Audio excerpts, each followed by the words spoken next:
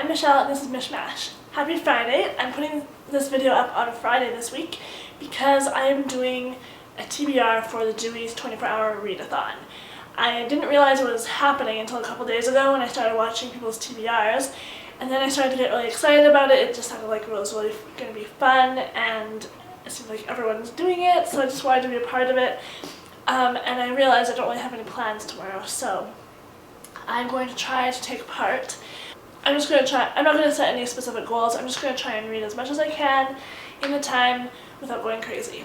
So let's get into the books I'm going to be reading. First of all, I am almost finished The Strangler by M.J. Carter. I have like 70 pages left. So I might try and read a little bit more of this today, so it might be a little bit less by tomorrow, or I could probably finish this today. I don't know what's going to happen yet, but if I haven't finished this yet, by tomorrow I'll be finishing this. And this is a historical fiction book about the British East Indian Company in India, in Calcutta, in the 1800s. And it's been pretty interesting so far.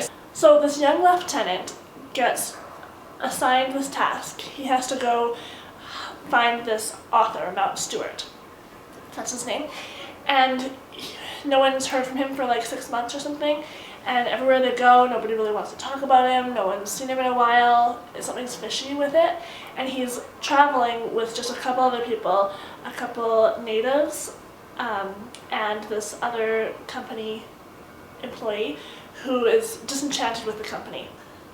So they're on this travel, they're on this journey to find this guy, so there's that element of it, and they're meeting new people along the way, so it's pretty interesting that way. And then there's also the element of the one guy has no problems with the company, he's just been working there for a few years and doesn't really like India. The other guy loves India, speaks multiple languages, and doesn't really like the company, but they're both employees of the company. So it's been interesting, a little bit less about that part than I thought it would be, but it's pretty good so far. I'm not 100% sure when I'm going to read it yet though. Okay, so when I'm done that, I just kind of look through my bookshelf to see what is short or quick, but I don't really have very many short books.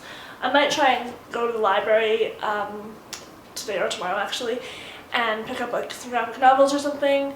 But the library near me doesn't really have those, so I don't know what's going to happen. But one thing I do have on hold at the library, is just in transit, is Illuminate by Amy Kaufman. And this one's been pretty popular in booktubes, I'm sure you've heard of it.